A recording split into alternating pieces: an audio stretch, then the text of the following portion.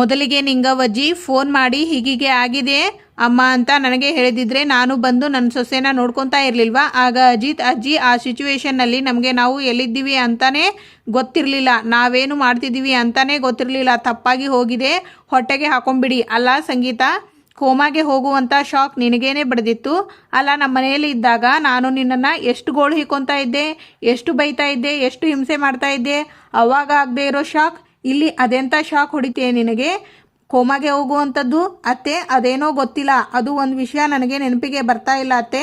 ಆಗ ಶ್ರವಣ್, ಅತ್ತೆ ಅದು ವಯಸ್ಸು ಆದಂಗೆಲ್ಲ ಅಕ್ಕ ಸ್ವಲ್ಪ ಜಾಸ್ತಿನೇ ಸೆನ್ಸಿಟಿವ್ ಆಗಿ ಬಿಡ್ತಾ ಇದ್ದಾಳೆ. ನಚ್ಚಿದು ಅಂಜುದು ಮದುವೆ ಫಿಕ್ಸ್ ಆಯ್ತಲ್ಲ, ಆ ಖುಷಿ ತಡೆಯೋಕೆ ಆಗದೆ ಕೋಮಾಗೆ ಹೋಗ್ಬಿಟ್ಲು ನೋಡಿ. ಆಗ ಸಂಗೀತ, ಹ್ಞೂ ಅದಕ್ಕೆ ಅತ್ತೆ. ಆಗ ಕೇಶವ, ಏನು ಶ್ರವಣ ಇದು, ಬೇರೆ ಊರು ನೀರು ಕುಡಿದ ತಕ್ಷಣ ಜ್ವರ ಕೆಮ್ಮು ಬಂತು ಅಂತಾರಲ್ಲ, ಹಾಗೆ ಕೋಮಾ ಬಗ್ಗೆ ಮಾತಾಡ್ತಾ ಇದ್ದೀಯಾ ನೀನು? ಆಗ ಅಜಿತ್, ಅಯ್ಯೋ ಚಿಕ್ಕಪ್ಪ, ಸುಮ್ಮನೆ ಅದರ ಬಗ್ಗೆ ಕೆದಕ್ತಾ ಇದ್ರೆ ಅಮ್ಮನಿಗೆ ತಲೆನೋವು ತಲೆ ಸುತ್ತು ಎಲ್ಲ ಒಟ್ಟೊಟ್ಟಿಗೆ ಬಂದ್ಬಿಡುತ್ತೆ. ಈಗ ಅದರ ಬಗ್ಗೆ ಯಾಕೆ ಡಿಸ್ಕಷನ್ ಕ್ಯಾರಿ ಮಾಡೋದು, ಇಲ್ಲಿಗೆ ಬಿಟ್ಬಿಡೋಣ. ಆಗ ನಿಂಗವ್ವಜ್ಜಿ, ಹೋಗ್ಲಿ ಬಿಡಪ್ಪ, ನಾವು ಅದರ ಬಗ್ಗೆ ಏನು ಕೇಳಲ್ಲ. ಅಜಿತ, ಎಲ್ಲರೂ ಬಂದಿದ್ದಾರೆ, ನಿನ್ನ ಹೆಂಡತಿ ಎಲ್ಲೋ ಬಂದೇ ಇಲ್ಲ, ಹೋಗಪ್ಪ ಅಜಿತ, ಹೋಗಿ ನಿನ್ನ ಹೆಂಡ್ತಿನ ಕರ್ಕೊಂಡು ಬಾ ಭೂಮಿನ. ಆಗ ಅಜಿತ್, ನನ್ನ ಹೆಂಡ್ತಿನ ಈಗಲೇ ಇವಾಗಲೇ ಆದಷ್ಟು ಬೇಗ ಇದೇ ಕ್ಷಣ ಹಿಂಗೆ ಹೋಗಿ ಹಂಗೆ ಕರ್ಕೊಂಡು ಬಂದ್ಬಿಡ್ತೀನಿ. ಹಾಂ, ನನ್ನ ಹೆಂಡ್ತಿ ಭೂಮಿ. ಪರಮಾತ್ಮ, ನನಗೆ ಯಾಕೆ ಈ ಥರ ಹುಡುಕೊಂಡು ಬಂದು ನಾನೇನು ಪಾಪ ಮಾಡಿದ್ದೆ ಅಂತ. ಈಗ ನಾನು ಯಾರನ್ನ ಕರ್ಕೊಂಡು ಹೋಗ್ಬಿಟ್ಟು ಇವಳು ನನ್ನ ಹೆಂಡ್ತಿ ಭೂಮಿ ಅಂತ ನಿಂಗವ್ವಜ್ಜಿ ಮುಂದೆ ನಿಲ್ಲಿಸೋದು? ಆಗ ಭೂಮಿ, ನಮ್ಮಮ್ಮನ್ನ ಕೋಮಾಗೆ ಕಳಿಸಿದ್ದು ಸಾಕಾಗ್ಲಿಲ್ವಾ ನಿನಗೆ? ಈಗ ಭೂಮಿನೂ ನಾನೇ, ಮನಸ್ವಿನಿನೂ ನಾನೇ ಅಂತ ವಿಶ್ವರೂಪ ತೋರಿಸಿ ನಮ್ಮ ಅಜ್ಜಿನೂ ಸ್ವಲ್ಪ ನಿಲ್ಲಿಸ್ತೀರಾ? ಅಲ್ಲ, ನಿಮ್ಮಷ್ಟಕ್ಕೆ ನೀವು ಏನಂತ ಅನ್ಕೊಂಡ್ಬಿಟ್ಟಿದ್ದೀರಾ? ಇಷ್ಟು ದಿನ ನೀವು ಏನೇ ಹೇಳಿದ್ರು ಅದನ್ನು ಪಾಲಿಸಿದೆ ತಾನೇ ನಾನು. ಇವತ್ತು ನಾನು ಹೇಳೋದನ್ನು ನೀವು ಸ್ವಲ್ಪ ಕೇಳಿಸ್ಕೊಳ್ಳಿ. ಅಲ್ಲ ಸಾಹೇಬ್ರೆ, 1 ವರ್ಷದಿಂದ ನಿಮ್ಮ ಜೊತೆಲೇ ಇದ್ದೀನಿ. ನಾನೇನು, ನನ್ನ ವ್ಯಕ್ತಿತ್ವ ಏನು, ಒಂದು ಸ್ವಲ್ಪ ಕೂಡ ಅರ್ಥ ಮಾಡ್ಕೊಂಡಿಲ್ವಲ್ಲ ನೀವು? ಇದೇ ಕೃಷ್ಣನ ವಿಗ್ರಹದ ಮುಂದೆ ತಾನೇ ನಾನು ನಿಮಗೆ ಹೇಳಿದ್ದು ನಮ್ಮಿಬ್ಬರ ಕಾಂಟ್ರಾಕ್ಟ್ ಪೇಪರ್ನ ಅಶ್ವಿನಿ ಮೂಲಕನೋ ಅಥವಾ ಅಂಜು ಮೂಲಕನೋ ಮನೆಯವರಿಗೆ ಸೇರಿಸ್ತೀನಿ ಅಂತ. ತಲುಪಿಸಿಬಿಟ್ಟಿ ಅಲ್ಲ? ಅಯ್ಯೋ ಸಾಹೇಬ್ರೆ, ಅದು ನಾನು ಕೊಟ್ಟಿಲ್ಲ, ನಾನು ನಂಬಲ್ಲ, ನೀವು ನಂಬಲೇಬೇಕು. ನನಗೆ ಒಂದು ಡೌಟ್ ಸಾಹೇಬ್ರೆ. ಅಲ್ಲ, ನೀವು ಪೊಲೀಸ್ನ? ನಿಜವಾಗ್ಲೂ ಸಾಹೇಬ್ರೆ, ಆ ಅಶ್ವಿನಿ ಯಾರು? ಒಂದು ದೊಡ್ಡ ಫ್ರಾಡ್. ಅವಳು ಈ ಮನೆಗೆ ಬಂದಾಗಿಂದಲೂ ನಿಮಗೂ ಗೊತ್ತು, ನನಗೂ ಗೊತ್ತು, ಅವಳು ದೊಡ್ಡ ಫ್ರಾಡ್. ಅವಳು ಹೇಳಿರೋ ಮಾತನ್ನ ನೀವು ನಂಬ್ತಿದ್ದೀರಲ್ಲ ಸಾಹೇಬ್ರೆ. ನಿಮ್ಮ ಜೊತೆಯಲ್ಲಿ ಇದ್ದು ಒದ್ದಾಡೋ ನನ್ನ ಮಾತು ನಂಬಲ್ಲ ಅಂದರೆ ಅದು ಹೇಗೆ ಸಾಹೇಬ್ರೆ? ಸರಿ, ಈಗ ಈ ಕಾಂಟ್ರಾಕ್ಟ್ ಡ್ರಾಮಾ ಎಲ್ಲ ಆಗಿದೆ ಅನ್ನೋದನ್ನೇ ಮರ್ತ್ಬಿಡಿ, ಸರಿನಾ? ಇವಾಗ ನಾನು ಮನೆ ಬಿಟ್ಟು ಹೋಗ್ತಾ ಇದ್ದೀನಿ ಅಂದರೆ ಮನೆಯವರು ಯಾರಾದರೂ ಯಾಕೆ, ಏನು, ಏನಾಯಿತು ಅಂತ ಪ್ರಶ್ನೆ ಮಾಡ್ತಿರ್ಲಿಲ್ವಾ ನಿಮ್ಮನ್ನ ಅಥವಾ ನನ್ನನ್ನ? ಆಗ ನೀವು ಏನಂತ ಉತ್ತರ ಕೊಡ್ತಾ ಇದ್ರಿ ಸಾಹೇಬ್ರೆ? ಅಲ್ಲ ಸಾಹೇಬ್ರೆ, ನೀವು ಎಷ್ಟು ಸರಿ ಅನ್ಕೊಂಡಿಲ್ಲ ನಮ್ಮಿಬ್ಬರ ಕಾಂಟ್ರಾಕ್ಟ್ ವಿಷಯನ ಮನೆಯವರಿಗೆಲ್ಲ ಹೇಳಬೇಕು ಅಂತ. ಆಗ ನಿಮಗೆ ಗೊತ್ತಿರ್ಲಿಲ್ವಾ ನಮ್ಮ ಅತ್ತೆಗೆ ಇದೆಲ್ಲ ಸಹಿಸ್ಕೊಳ್ಳೋ ಶಕ್ತಿ ಇರಲಿಲ್ಲ ಅಂತ? ಇತ್ತು, ಅದಕ್ಕೆ ಹೇಳೋಕೆ ಆಗಲಿಲ್ಲ. ನಾನು ಅದಕ್ಕೆ ಹೇಳಿರಲಿಲ್ಲ, ಈಗಲೂ ಹೇಳಿಲ್ಲ, ಹೇಳೋದು ಇಲ್ಲ. ನನಗೆ ನಂಬಿಕೆ ಇಲ್ಲ ಸಾಹೇಬ್ರೆ. ನೀವು ನಂಬಿದ್ರು ಅಷ್ಟೇ, ಬಿಟ್ಟರು ಅಷ್ಟೇ. ಏನೋ ನೀವು ದೊಡ್ಡದಾಗಿ ನನ್ನ ಕುಟುಂಬ, ನನ್ನ ಅಜ್ಜಿ, ನನ್ನಪ್ಪ, ನನ್ನಮ್ಮ ಅಂತ ನೀವು ಎಲ್ಲ ಮಾತಾಡ್ತಾ ಇದ್ದೀರಲ್ಲ. ನಮ್ಮಿಬ್ಬರ ಕಾಂಟ್ರಾಕ್ಟ್ ಮುಗಿದ್ಮೇಲೆ ಇವ್ರನ್ನೆಲ್ಲ ಹೇಗೆ ನಿಭಾಯಿಸ್ತೀನಿ ಅನ್ನೋದು ನಿಮಗೆ ಗೊತ್ತಿದೆಯಾ? ನೀವು ಟ್ರಾನ್ಸ್ಫರ್ ಆಗಿ ಬೇರೆ ಊರಿಗೆ ಹೋಗಿದ್ರಲ್ಲ, ಅಲ್ಲಿಂದ ಮನೆಗೆ ಬರೋವರೆಗೂ ನಾನು ಮನೆಯಲ್ಲಿ ಇರಬೇಕಿತ್ತು. ಹಳ್ಳಿಗೆ ಹೋದಾಗ ವಾಪಸ್ ನೀವು ಮನೆಗೆ ಬರೋವರೆಗೂ ನಾನು ಮನೆಯಲ್ಲಿ ಇರಬೇಕಿತ್ತು. ಬರೀ ಈ ರೀತಿ ಕಾರಣಗಳು ಕೊಟ್ಕೊಂಡು ಹೋದ್ರಲ್ಲ. ನಾನು ಮನೆಯಲ್ಲಿ ಇರೋದಕ್ಕೆ ಒಂದಾದರೂ ಕಾರಣ ಹೇಳಿದ್ರಾ ನೀವು? ನಮ್ಮಿಬ್ಬರ ಕಾಂಟ್ರಾಕ್ಟ್ ಮುಗಿದ್ಮೇಲೆ ನಾನು ಈ ಮನೆಯಲ್ಲಿ ಇರೋ ಅವಶ್ಯಕತೆ ಇಲ್ಲ. ನಾನು ಮನಸ್ಸು ಮಾಡಿದಿದ್ರೆ ಇರೋ ಸತ್ಯನ ಮನೆಯವರಿಗೆಲ್ಲ ಹೇಳಿ ನಾನೇ ಹೊರಗೆ ಹೋಗ್ತಾ ಇದ್ದೆ. ಏನು ಹಾಗೆ ನೋಡ್ತಾ ಇದ್ದೀರಾ? ನಾನೇನಾದರೂ ಹಾಗೆ ಮಾಡಿದ್ನಾ? ಇಲ್ವಲ್ಲ. ಯಾಕಂದರೆ ನಿಮ್ಮಷ್ಟೇ ಈ ಕುಟುಂಬನ ನಾನು ಪ್ರೀತಿಸ್ತೀನಿ, ಅದಕ್ಕೆ. ಆದರೆ ಇದು ಒಂದು ವಿಷಯ ಮಾತ್ರ ನಿಮ್ಮ ತಲೆಗೆ ಹೋಗಲೇ ಇಲ್ಲ, ಅರ್ಥನೂ ಆಗಲಿಲ್ಲ. ಅದು ನನ್ನ ಹಣೆ ಬರಹ. ಅಲ್ಲ, ಜೊತೆಗಿರೋರ ಬಗ್ಗೆನೇ ನಿಮಗೆ ಅರ್ಥ ಆಗಲ್ಲ, ಇನ್ನು ಕೇಸ್ಗಳನ್ನೆಲ್ಲ ಹೇಗೆ ಹ್ಯಾಂಡಲ್ ಮಾಡ್ತೀರಾ? ನೀನು ಏನು ಬೇಕಾದರೂ ಮಾತಾಡು, ಆದರೆ ನನ್ನ ಕೆಲಸದ ವಿಚಾರವಾಗಿ ಏನಾದರೂ ಮಾತಾಡಿದರೆ ಸರಿ ಇರಲ್ಲ. ನಿಮ್ಮ ಕೆಲಸದ ಬಗ್ಗೆ ನಾನೇನೂ ಮಾತಾಡಲ್ಲ, ಅದಕ್ಕೂ ಕೋಪ ಮಾಡ್ಕೋಬೇಡಿ. ಮನೆಗೆ ಬಂದಿದ್ದಾರಲ್ಲ ನಿಂಗವ್ವಜ್ಜಿ, ಅವ್ರ ಬಗ್ಗೆ ಸ್ವಲ್ಪ ಯೋಚನೆ ಮಾಡಿ. ಬಂದಿರೋ ಪಾಯಿಂಟ್ನ ಮಾತಾಡೋದು ಬಿಟ್ಟು ಇಷ್ಟೆಲ್ಲ ವೇಸ್ಟ್ ಟಾಪಿಕ್ನ ಮಾತಾಡೋ ಅವಶ್ಯಕತೆ ಇತ್ತಾ? ಇದೇನು ವೇಸ್ಟ್ ಟಾಪಿಕ್ ಅಲ್ಲ, ಅದು ನಿನಗೆ, ನನಗಲ್ಲ. ಈ ಮನುಷ್ಯನ ಹತ್ರ ಎಷ್ಟು ಬಾಯಿ ಬಡ್ಕೊಂಡ್ರು ಅಷ್ಟೇ, ಬಡ್ಕೊಂಬೇಡ ಅಂತಾನೆ ಹೇಳ್ತಾ ಇರೋದು. ನಮಗೆ ನಾವು ಸತ್ಯ ಹರಿಶ್ಚಂದ್ರ ಅಂತ ಪ್ರೂವ್ ಮಾಡ್ಕೊಳ್ಳೋದಕ್ಕೆ ಹೋಗಬಾರ್ದು, ಅದನ್ನು ಬೇರೆಯವರು ಹೇಳಬೇಕು. ಡೋರ್ ಓಪನ್ ಇರುವಾಗ ನೀನು ಇಷ್ಟೆಲ್ಲ ಮಾತಾಡ್ತೀಯಲ್ಲ, ಯಾರಾದರೂ ಬಂದು ಕೇಳಿಸ್ಕೊಳ್ಳಿ ಅಂತನ? ಹಿಂಗೆಲ್ಲಾನು ಯೋಚನೆ ಮಾಡ್ಬೋದು ಅಂತ ನಿಮ್ಮನ್ನ ನೋಡಿ ಕಲಿಬೇಕು. ಕಲಿ. ನೋಡು, ಬಂದ್ರು. 5 ನಿಮಿಷ ಮುಂಚೆ ಬಂದಿದ್ದಿದ್ರೆ ಆಗ ಶ್ರವಣ್, 5 ನಿಮಿಷ ಮುಂಚೆ ಬಂದಿದ್ದಿದ್ರೆ ನೀವಿಬ್ರು ಇಷ್ಟರಲ್ಲಿ ಆಗಲೇ ಆಚೆ ಇರ್ತಿದ್ರಿ. ಆಗ ಅಜಿತ್ ಎಕ್ಸಾಕ್ಟ್ಲಿ ಅದನ್ನು ಅವಳಿಗೆ ಒಂಚೂರು ಅರ್ಥ ಆಗೋ ಥರ ಹೇಳಿ ಮಾವ. ಅಜಿತ ನಿಂಗವತ್ತೆ ಕಾಟ ಜಾಸ್ತಿ ಆಗಿಬಿಟ್ಟಿದೆ ಕಣೋ. ಆಗ ನಚ್ಚಿ ಅಜಿತ್ ಯಾಕೆ ಇಷ್ಟೊತ್ತಾದರೂ ಭೂಮಿನ ಕರ್ಕೊಂಡು ಬಂದಿಲ್ಲ, ಅವನ ರೂಮ್ ತೋರಿಸಿ ನಾನೇ ಹೋಗಿ ನೋಡ್ಕೊಂಡು ಬರ್ತೀನಿ ಅಂತಿದ್ದಾರೆ. ಆಗ ಶ್ರವಣ್ ಆ್ಯಕ್ಚುಲಿ ನಿಜ ಹೇಳ್ಬಿಡ್ಬೋದು, ಬಟ್ ಅಮ್ಮ ಈಗ ತಾನೇ ಕೋಮಾಯಿಂದ ಆಚೆ ಬಂದಿದ್ದಾರೆ, ಈಗ ಅಜ್ಜಿನ ಡೇಂಜರ್ ಝೋನ್ಗೆ ಕಳಿಸಿದ್ರೆ ಹೇಗೆ? ಈಗ ನಮಗೆ ಬಂದಿರೋ ಸಂಕಷ್ಟಕ್ಕೆ ಆ ಶ್ರೀಕೃಷ್ಣ ಪರಮಾತ್ಮನೇ ಕಾಪಾಡಬೇಕು. ಆಗ ಅಜಿತ್ ಅಜ್ಜಿನ ಈಗಾಗಲೇ ತುಂಬ ಹೊತ್ತು ಕಾಯಿಸ್ಬಿಟ್ಟಿದ್ದೀವಿ, ಇನ್ನೂ ಕಾಯಿಸೋದು ಬೇಡ ಮಾವ. ನನ್ನ ಹೆಂಡತಿ ಭೂಮಿನ ಈಗಲೇ ಕರ್ಕೊಂಡು ಹೋಗಿ ಅವ್ರ ಕಣ್ಮುಂದೆ ನಿಲ್ಲಿಸ್ತೀನಿ. ಆಗ ಸಂಗೀತ ಅತ್ತೆ ನಿಮ್ಮ ಜೊತೆ ರಾಧಾನೂ ಕರ್ಕೊಂಡು ಬರಬೇಕಿತ್ತು. ಹೌದು ಹೌದು ರಾಧಾನೂ ಕರ್ಕೊಂಡು ಬರ್ತಾರೆ. ನಮಗೇನು ಔತಣ ಕೊಟ್ಟು ಹೇಳಿ ಕಳಿಸಿದ್ರಿ ನೋಡಿ ಬನ್ನಿ ಅಂತ, ಅದಕ್ಕೆ ರಾಧಾನೂ ಕರ್ಕೊಂಡು ಬರಬೇಕಾಗಿತ್ತಂತೆ. ಅಯ್ಯೋ ಇದೇನ್ರೋ ನೀವೇ ಬರ್ತಾ ಇದ್ದೀರಾ, ಎಲ್ಲೋ ಭೂಮಿ? ಆಗ ಅಜಿತ್ ಅವಳಿಗೆ ಸ್ವಲ್ಪ ನಾಚಿಕೆ. ನಿಂಗವಜ್ಜಿ ನಿನಗೋಸ್ಕರ ಕಾಯ್ತಾ ಇದ್ದಾರೆ. ಭೂಮಿ ಬಾ ಅಮ್ಮ. ಭೂಮಿ ಇವಳೆ ನನ್ನ ಹೆಂಡತಿ ಭೂಮಿ, ಇವಳೆ.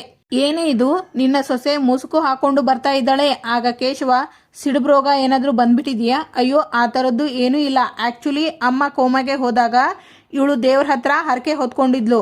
ಅಮ್ಮ ಕೋಮಾಯಿಂದ ಆಚೆ ಬಂತು ಅಂತ ಹೇಳಿದರೆ ನಾನು ದೇವರಿಗೆ ಈ ಥರ ಮುಖ ಮುಚ್ಕೊಂಡು ಸೇವೆ ಮಾಡ್ತೀನಿ ಅಂತ ಹೇಳಿಬಿಟ್ಟು ಅದಕ್ಕೆ ಈಗ ಆ ಒಂದು ಸೇವೆನ ನೆರವೇರಿಸ್ತಾ ಇದ್ದಾಳೆ. ಹ್ಞೂ ಅನ್ನು. ಆಗ ಸಂಗೀತ ಹ್ಞೂ ಅತ್ತೆ. ವ್ರತಾನ ಅದೆಂಥ ವ್ರತಾನೋ? ಅದು ಮುಖ ಮುಚ್ಕೊಂಡು ಮಾಡೋ ಅಂಥ ವ್ರತಾನ ನಾನು ಎಲ್ಲೂ ಕೇಳಿಲ್ಲಪ್ಪ. ಆಗ ಕೇಶವ ನಾನು ಕೇಳಿಲ್ಲ, ಹೋಗ್ಲಿ ಬಿಡು. ಏನವ್ವ ಭೂಮಿ ಚೆನ್ನಾಗಿದೀಯಾ? ಆಗ ಕೇಶವ ಚೆನ್ನಾಗಿದೀಯಾ ಅಂತ ಕೇಳಿದರೆ ಚೆನ್ನಾಗಿದ್ದೀನಿ ಅಂತ ಹೇಳೋದು ಬಿಟ್ಟು ಕೋಲೆ ಬಸವಂತರ ತಲೆ ಎಲ್ಲಾಡಿಸ್ತಾ ಇದ್ದೀಯಲ್ಲಮ್ಮ. ಆಗ ಅಜಿತ್ ವ್ರತ.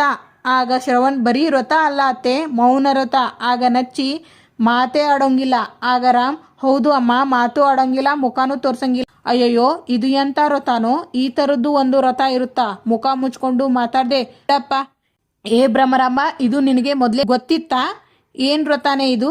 ಅದು ಸಂಗೀತ ಸರಿ ಹೋಗಬೇಕು ಅಂದರೆ ಮಗ ಭಿಕ್ಷೆ ಹರಕೆ ತೀರಿಸ್ಬೇಕು, ಸೊಸೆ ಮುಸುಕು ಹರಕೆ ತೀರಿಸ್ಬೇಕು ಅಂತ ನಮ್ಮ ಜೋಯಿಸರು ಹೇಳಿದ್ರು. ಹೌದಾ? ನಿಮ್ಮಮ್ಮನಿಗೋಸ್ಕರ ಭಿಕ್ಷೆ ಹರಕೆ ಮಾಡಿದೀಯೇನಪ್ಪ? ಹ್ಞೂ ಅಜ್ಜಿ. ಆಗ ಕೇಶವ ಪೊಲೀಸ್ ಆಫೀಸರ್ ಆಗಿ ಇದ್ಕೊಂಡು ಭಿಕ್ಷುಕರ ಸಾಲಲ್ಲಿ ಕೂತ್ಕೊಂಡು ಭಿಕ್ಷೆ ಬೇಡಿ ಹರಕೆ ತೀರಿಸಿದೆಯೇನೋ ನನ್ನ ಕಂದ. ಚಿನ್ನದಂಥ ಮಗನ್ನ ಹೆತ್ತಿದೀಯಾ ಸಂಗೀತ ನೀನು. ಏನೇ ಪೇಟೆ ಮದುವೆಗೆ ಡೇಟ್ ಫಿಕ್ಸ್ ಆಯ್ತಂತೆ, ಏನು ಮನೆ ಕೆಲಸ ಏನಾದರೂ ಕಲ್ತಿದೀಯಾ? ಇಲ್ಲ ಅಮ್ಮ ಮಗಳು ಎಲ್ಲಾರನ್ನೂ ಯಾಮಾರಿಸ್ಕೊಂಡು ಓಡಾಡ್ಕೊಂಡು ಇದ್ದೀರಾ? ಆಗ ಅಂಜು ಮಾಮ್ ಒಂದು ಸ್ವಲ್ಪ ಒಳಗೆ ಹೋಗಿ ಬರೋಣ ಬಂದ್ವಿ. ಆಗ ಅಜಿತ್ ನನ್ನ ಹೆಂಡತಿ ಭೂಮಿ ಆ ಕಡೆ ಹೋಗು ಒಂಚೂರು. ಆಗ ಸಂಗೀತ ಚಿಕ್ಕೋಳಲ್ವಾ ಕಲ್ತ್ಕೊಂತಾಳೆ. ಆಗ ಅಂಜು ಆ ಮುದುಕಿ ಹತ್ರ ಸಿಕ್ಕಾಕೊಂಡು ಆ ಊರಿಂದ ಎಸ್ಕೇಪ್ ಆಗಿ ಬಂದರೆ ಸಾಕಪ್ಪ ಅಂತ ಓಡೋಡಿ ಬಂದ್ವಿ. ಇವಾಗ ನೋಡಿದರೆ ಆ ಮುದುಕಿ ಇಲ್ಲಿಗೂ ಒಕ್ಕರ್ಸ್ಕೊಂಡಿದ್ದಾಳೆ ಮಾವ್. ಅದಕ್ಕೆ ಇನ್ಯಾಕೆ ಟೆನ್ಷನ್ ಮಾಡ್ಕೊತಾ ಇದ್ದೀಯಾ? ಸಂಗೀತನ ನೋಡೋಕೆ ಬಂದಿದ್ದಾಳೆ, 2 ದಿನ ಇರ್ತಾಳೆ, ಆಮೇಲೆ ಹೊರಟು ಹೋಗ್ತಾಳೆ, ಆಮೇಲೆ ನಮ್ಮದೇ ಮನೆ ನಮ್ಮಿಷ್ಟ. ಅಂಜು ಏನಾಗಿದೆ ನಿನಗೆ? ಇತ್ತೀಚೆಗೆ ತುಂಬ ಚೇಂಜಸ್ ಕಾಣ್ತಾ ಇದೆ ನಿನ್ನ ಹತ್ರ. ಹೌದು, ಮುಂಚೆ ಎಲ್ಲ ನೀನು ತುಂಬ ಆ್ಯಕ್ಟಿವ್ ಆಗಿ ಇರ್ತಾ ಇದ್ದೆ, ಪ್ರತಿಯೊಂದು ವಿಷಯದಲ್ಲೂ ಎಷ್ಟು ಕಾನ್ಫಿಡೆಂಟಾಗಿ ಇರ್ತಿದ್ದೆ. ಬಟ್ ಈಗ ಯಾಕೋ ಎಲ್ಲ ವಿಷಯಕ್ಕೂ ಒಂಥರ ಭಯ ಪಟ್ಕೊತೀಯ, ಹೆದರ್ಕೊತೀಯ, ಟೆನ್ಷನಲ್ಲೇ ಇರ್ತೀಯ. ನೀನಾಗಿ ಕಾಣ್ತಿಲ್ಲ ಬೇಬಿ. ನನಗೇನಾಗಿದೆ ನಿನಗೆ? ನೋಡು, ಮನಸ್ಸಲ್ಲಿ ಆ ಥರ ಏನಾದರೂ ಇದ್ದರೆ ಡೋಂಟ್ ಹೈಡ್, ಅಮ್ಮನ ಹತ್ರ ಹೇಳ್ಕೊಳೆ. Leave it ma'am. ಹಾಗೆಲ್ಲ ಏನೂ ಇಲ್ಲ. Are you sure baby? Mom, ಆ ನಿಂಗವ್ವಜ್ಜಿಗೆ ನನ್ನ ತಂಟೆಗೆ ದಯವಿಟ್ಟು ಬರಬೇಡ ಅಂತ ಅರ್ಥ ಮಾಡಿಸಿಬಿಡು. ಅಲ್ವೇ? ಆ ನಿಂಗವ್ವ ನಿನ್ನ ತಂಟೆಗೆ ಯಾಕೆ ಬರ್ತಾಳೆ? ಊರಲ್ಲಿ ನನ್ನ ಕೈಯಿಂದ ಸಗಣಿ ಸಾರಿಸಿದ್ದು ಆ್ಯಂಡ್ ನಮ್ಮಿಬ್ಬರ ಕೈಯಲ್ಲಿ ಬೆರಣಿ ತರಿಸಿದ್ದು and what is that called ಸೋದೆ ಒಲೆಯಲ್ಲಿ ಅಡುಗೆ ಮಾಡಿಸಿದ್ದು, ಇದೆಲ್ಲ ಮರ್ತು ಹೋದೆಯಾ ಮಾಮ್? ಓಲ್ಡ್ ಫೀಮೇಲ್ ನಮ್ಮನ್ನು ನೋಡಿ ಅದ್ಯಾಕೆ ಅಷ್ಟೊಂದು ಉರ್ಕೊಂಡು ಸಾಯ್ತಾಳೋ ನನಗೆ ನಿಜವಾಗ್ಲೂ ಅರ್ಥ ಆಗಲ್ಲ ಮಾಮ್. ನಮ್ಮಿಬ್ಬರನ್ನ ನೋಡಿದರೆ ಸಾಕು ಇನ್ಸಲ್ಟ್ ಮಾಡೋದಕ್ಕೆ ಕಾಯ್ತಾ ಇರ್ತಾಳೆ. ಇಲ್ಲಿ ಏನಾದರೂ ಆ ಗೇಮ್ ಶುರು ಮಾಡಿದರೆ ಸರಿಯಾಗಿ ಮರ್ಯಾದೆ ಮಾಡ್ತೀನಿ ಅವಳಿಗೆ. ತಾಳ್ಮೆ ಅಂಜು, ತಾಳ್ಮೆ. ಆ ಮುದುಕಿ ಏನೇ ಕೊಂಕು ಮಾತಾಡಿದ್ರು 2 ದಿನ ಹಲ್ಲು ಕಚ್ಕೊಂಡು ಎಲ್ಲ ಸಹಿಸ್ಕೋ ಪ್ಲೀಸ್. ಆಗಲ್ಲ ಮಾಮ್, ಸ್ವಲ್ಪ ಅರ್ಥ ಮಾಡ್ಕೋ. ಆ ರಾಮ್ ನಾಳೆ ದಿನ ನಿನ್ನ ಮಾವ ಆಗೋ ಮುದುಕಿ ಮಗ, ಅದನ್ನು ಮರಿಬೇಡ. ಇನ್ನು ಆ ಸಂಗೀತ ಅತ್ತೆ ಹಾಕಿದ ಗೆರೆನ ಯಾವತ್ತೂ ದಾಟೋಳು ಅಲ್ಲ. ನೀನು ಆ ಮುದುಕಿ ಮೇಲಿನ ಕೋಪಕ್ಕೆ ಏನಾದರೂ ಮಾತಾಡಿ ಅದರಿಂದ ಆ ಮುದುಕಿ ಹರ್ಟ್ ಆಗಿ ಆಮೇಲೆ ನಾಳೆ ದಿನ ನಿಮ್ಮಿಬ್ಬರ ಮದುವೆ ನಿಲ್ಲಿಸ್ಬಿಡ್ತಾಳೆ. ಏನು ಮಾಡ್ತೀಯಾ? ಅದಕ್ಕೆ ನೀನು ಚಾನ್ಸ್ ಕೊಡಬೇಡ, ಕೂಲಾಗಿ ಹ್ಯಾಂಡಲ್ ಮಾಡು. ನನಗೆ ಈಗ ಎಲ್ಲದಕ್ಕಿಂತ ಮುಖ್ಯವಾಗಿ ನಿನ್ನ ನಚ್ಚಿ ಮದುವೆ ನಡಿಬೇಕು, ಅರ್ಥ ಆಯ್ತಾ ನಾನು ಹೇಳಿದ್ದು? ಆಗ ಅಜ್ಜಿ ಮಳೆ ಬೆಳೆ ಎಲ್ಲ ಚೆನ್ನಾಗಿದೆಯಾ? ಆಗ ನಿಂಗವಜ್ಜಿ, ಈ ವರ್ಷ ಅಷ್ಟೇನೂ ಆಗಿಲ್ಲ ಅಂತ ಅನಿಸುತ್ತೆ ಅಲ್ವೇನೋ? ಆಗ ಕೇಶವ, ಅದು ಎಲ್ಲಿಂದನೋ ಎಫೆಕ್ಟ್, ಹಾಗಾಗಿ ಸ್ವಲ್ಪ ಮಳೆ ಕಡಿಮೆ. ಆಗ ರಾಮ್, ಓ ಹಾಗಾದರೆ ಈ ವರ್ಷ ಒಂದು ಸ್ವಲ್ಪ ಬೇಸಾಯ ಕಷ್ಟ ತಾನೆ? ನಿನಗೆ ಗೊತ್ತಲ್ಲ ಅಣ್ಣ, ರೈತರು ಅಂದರೆ ಹಾಗೆ. ಒಂದು ವರ್ಷ ಬಿರಿಯಾನಿ, ಒಂದು ವರ್ಷ ಗಂಜಿ. ಏ ಅಜಿತಾ, ಏನೋ ಇದು, ಯಾವಾಗಲೂ ಹೆಂಡತಿ ಸೆರೆಗೆ ಹಿಡ್ಕೊಂಡೇ ಓಡಾಡ್ತೀಯಲ್ಲ, ಸೇಮ್ಲೆಸ್ ಫೆಲೋ. ಏ ಇದೊಳ್ಳೆ ಚೆನ್ನಾಗೇ ಆಯಿತು. ನಾನು ನನ್ನ ಹೆಂಡತಿ ಹಿಂದೆ ತಾನೇ ಓಡಾಡ್ತಾ ಇದ್ದೀನಿ, ಕಂಡೋರ್ ಹೆಂಡತಿ ಹಿಂದೆ ನಾ ಓಡಾಡ್ತಾ ಇದ್ದೀನಿ. ಏ ಅಜಿತಾ, ಸುಮ್ಮನೆ ಇರೋ. ಅಜ್ಜಿಗೆ ಹಾಗೆಲ್ಲ ಮಾತಾಡ್ತಾರೇನೋ? ಅತ್ತೆ, ಅದು ನನ್ನ ಮಗನಿಗೆ ಭೂಮಿ ಕಂಡ್ರೆ ಪ್ರೀತಿ ಜಾಸ್ತಿ, ಅದಕ್ಕೆ ಅತ್ತೆ. ನೀವು ಟೀ ತಗೊಳ್ಳಿ. ಸಂಗೀತಾ, ನಿನ್ನ ಸೊಸೆ ತುಂಬ ಚೂಟಿ ಕಣೆ. ನಾನು ಏನೂ ಕೇಳಿಲ್ಲ, ಹೊತ್ತೊತ್ತಿಗೆ ನನಗೆ ಏನು ಬೇಕೋ ಅದನ್ನೆಲ್ಲ ಕೊಡ್ತಾ ಇರ್ತಾಳೆ. ನನ್ನ ಹೆಂಡತಿ ಅಂದರೆ ಸುಮ್ಮನೆನಾ? ಹೊಗಳ್ಕೋ. ಅಮ್ಮ ಅತ್ತಿಗೆಗೆ ಬೈತಾ ಇದ್ರಲ್ಲ, ಸೊಸೆನ ಹಾಗೆ ಬೆಳೆಸ್ಬೇಕು ಹೀಗೆ ಬೆಳೆಸ್ಬೇಕು ಅಂತ, ಈಗೇನು ಹೇಳ್ತೀಯಾ? ಎಷ್ಟು ಚೆನ್ನಾಗಿದೆ ಟೀ. ಏ ನಿಜ ಹೇಳು, ನೀನು ಮನಸ್ವಿನಿ ತಾನೆ? ಹೆದರ್ಕೋಬೇಡ, ಸುಮ್ಮನೆ ತಮಾಷೆ ಮಾಡಿದೆ. ಮನಸ್ವಿನಿ ನಿನ್ನ ಟೀ ಬಗ್ಗೆ ಬಹಳ ಹೇಳಿದ್ಲು, ಕರೆಕ್ಟಾಗಿ ಇದೆ. ಅವಳು ನಿನ್ನಿಂದನೇ ಅಂತೆ ಕಲ್ತಿದ್ದು ಟೀ ಮಾಡೋದನ್ನ. ಹೌದಾ ಸಂಗೀತಾ? ಒಳ್ಳೆ ಸೊಸೆ ಸಿಕ್ಕಿದಾಳಮ್ಮ ನಿನಗೆ. ಹೌದು ಅತ್ತೆ. ಅಮ್ಮ ದಾರಿಯಲ್ಲಿ ಬರುವಾಗಲೂ ಎಂಥ ಸೊಸೆ ಸಿಕ್ಕಿದಾಳೋ ಏನೋ ಅಂತ ಬೈಕೊಂತ ಬರ್ತಾ ಇದ್ದೆ. ಮತ್ತಿನ್ನೇನಪ್ಪ, ಅತ್ತೆ ಹೋದರೆ ಸಾಕು, ಅಧಿಕಾರ ನಮ್ಮ ಕೈಗೆ ಸಿಕ್ಕರೆ ಸಾಕು ಅನ್ನೋ ಈ ಕಾಲದಲ್ಲಿ ಮುಸುಕು ವ್ರತ ಮೌನ ವ್ರತ ಮಾಡೋ ಸೊಸೆ ಸಿಕ್ಕಿದಾಳೆ ಅಂದರೆ ಆಶ್ಚರ್ಯ ಆಗದೆ ಇರುತ್ತಾ ಹೇಳು? ಹಾಗೆ ನನ್ನ ಮನಸ್ಸು ಬದಲಾಗದೇ ಇರುತ್ತಾ ಹೇಳು? ಮುಖ ನೋಡೋಕೆ ಆಗ್ತಿಲ್ವಲ್ಲ ಅಂತ ಸ್ವಲ್ಪ ಬೇಜಾರಾಗಿದೆ. ಹೌದು, ಅವಳು ಎಲ್ಲಿ? ಯಾರಮ್ಮ? ಇನ್ಯಾರು? ಮನಸ್ವಿನಿ. ಆಗ ಶ್ರವಣ್, ಅತ್ತೆ ಅದು ನನ್ನ ಮಗಳು ಮನಸ್ವಿನಿಗೆ ಪೊಲೀಸ್ ಕಾನ್ಸ್ಟೇಬಲ್ ಆಗಬೇಕು ಅಂತ ತುಂಬ ಆಸೆ, ಅದಕ್ಕೆ ಟ್ರೈನಿಂಗ್ ತಗೊತಾ ಇದ್ದಾಳೆ. ಮಾವ ಹೇಳಿದ್ದು ಕರೆಕ್ಟ್, ಅವಳು ಹಾಗೆ ಹೊರಟು ಹೋದ್ಲು. ಹೌದಾ, ಒಳ್ಳೆಯದಾಯ್ತು ಬಿಡು.